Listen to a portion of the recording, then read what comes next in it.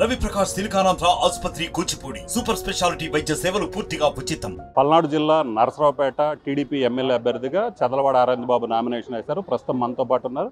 Sir చెప్పండి sir, మీరు already ప్రచారం చేస్తున్నారు, ఈరోజు నామినేషన్ వేశారు, మీకు ప్రచారం ఎలా సాగుతుంది? అంటే మేము ప్రచారం అనేది వైసీపీ ప్రభుత్వానికి వ్యతిరేకంగా 5 ఏళ్ళ నుంచి చేస్తున్నాం. ప్రతి గడపకి వెళ్ళాము, ప్రతి కార్యకర్తని నాయకులను కలుసుకోవడం జరిగింది. ప్రతి గడపకి దాదాపు 5 నుంచి 6 సార్లు ప్రతి గడపని టచ్ చేయడం జరిగింది. మరి ఇక్కడే మా మహిళలు, మా శక్తి మహిళలు అందరూ కూడా క్యాంపెయినింగ్లో ఉన్నారు. ప్రతిరోజు 5 ఏళ్ళ నుంచి కూడా సాయంత్రం 5 నుంచి 11 దాకా ప్రచారం చేస్తాం.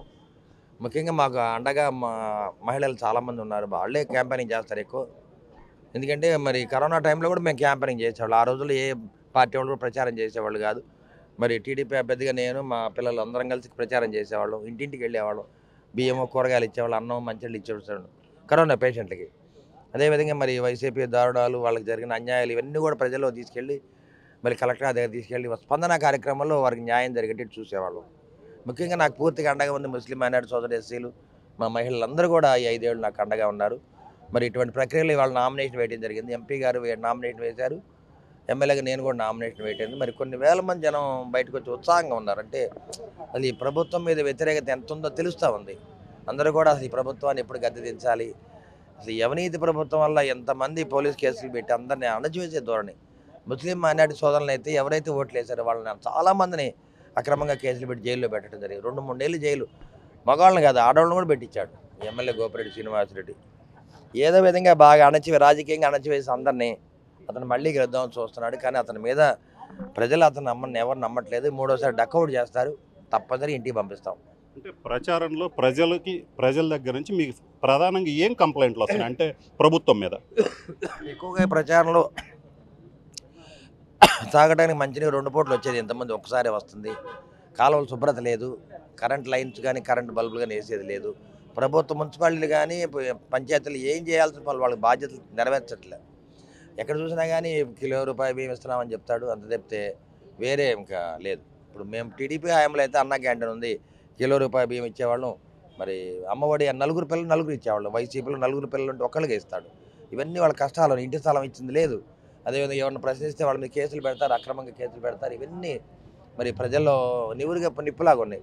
మరి ఎలక్షన్ షెడ్యూల్ రాగానే అందరూ కూడా ఒక ఎక్స్ప్లోజర్ లాగా వచ్చారు. ఈ ఎట్లనే అవినీతి ప్రభుత్వం వైసీపీని గద్దె దించాలనే ఆలోచనతో తెలుగుదేశం పార్టీలోకి దాదాపు 5,000 నుంచి 6,000 మంది మా పార్టీలో చేరడం జరిగింది. చాలా గొప్ప విషయం. ఎందుకంటే 175 అసెంబ్లీ సెగ్మెంట్స్లో కూడా ఇంత ఎక్కువ మంది జాయిన్ అవ్వడం ఇదే మన నరసరావుపేటలో. అంటే అంత సప్రెసివ్ పాలిటిక్స్ జరిగింది. అదేవిధంగా పోలీసుల ద్వారా భయపెట్టారనమాట. ఏమన్నా భయపడకపోతే మీలాంటి మీడియా వాళ్ళని కూడా గంజాయి కేసు పెట్టారు మీ మీద. మీడియా వాళ్ళు కూడా భయపెట్టారు, ఇళ్లలో గంజాయి చేస్తారు, కేసు పెడతారు. ఎవరిని ఎమ్మెల్యే మీద ప్రశ్నించి మీరు ఏమైనా మీడియాలు ఇచ్చారంటే మీడియా వాళ్ళు ఇంటికి రావడం, గంజాయి పెడతాం, కేసు పెట్టడం, ఆ విధంగా చేశారు. ఇవన్నీ కూడా మీడియా సోదరులు కూడా అనుభవం ఉంది ఇక్కడ. అన్నీ కూడా ఖండిస్తాం.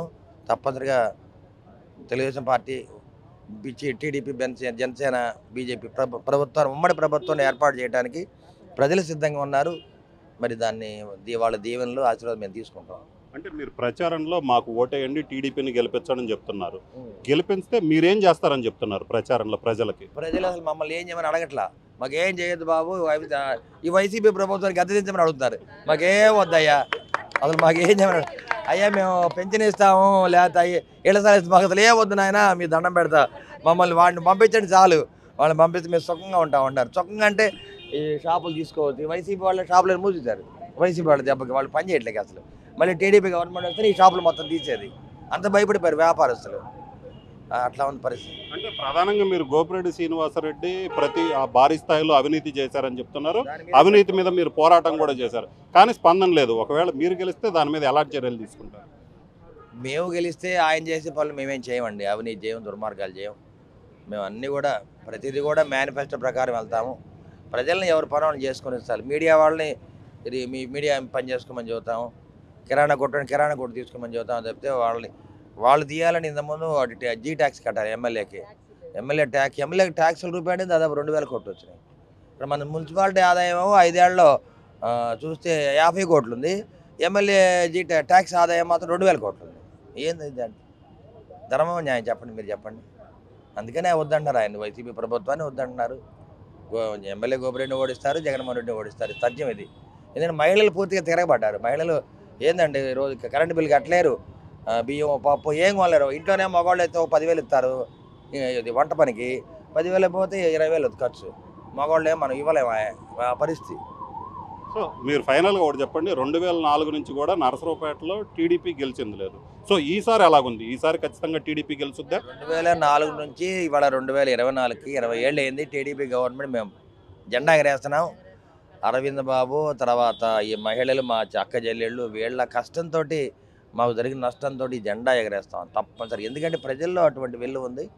ప్రతి మహిళ అందరూ కూడా ఎప్పుడు వైసీపీని కింద పడేద్దామని చూస్తూ ఉన్నారు. మేమైతే మేనిఫెస్టో కూడా పెట్టాం, లోకల్ మేనిఫెస్టో.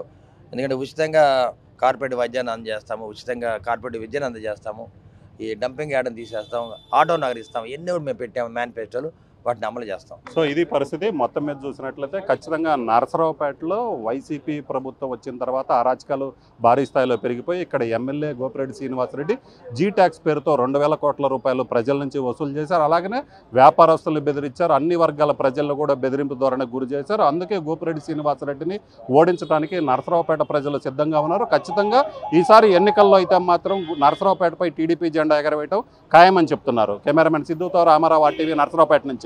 మరిన్ని వీడియోస్ కోసం ఛానల్ ని సబ్స్క్రైబ్ చేయండి, లేటెస్ట్ అప్డేట్స్ కోసం వాట్సాప్ ఛానల్ ని ఫాలో చేయండి అండ్ లింక్ డిస్క్రిప్షన్ లో ఉంది.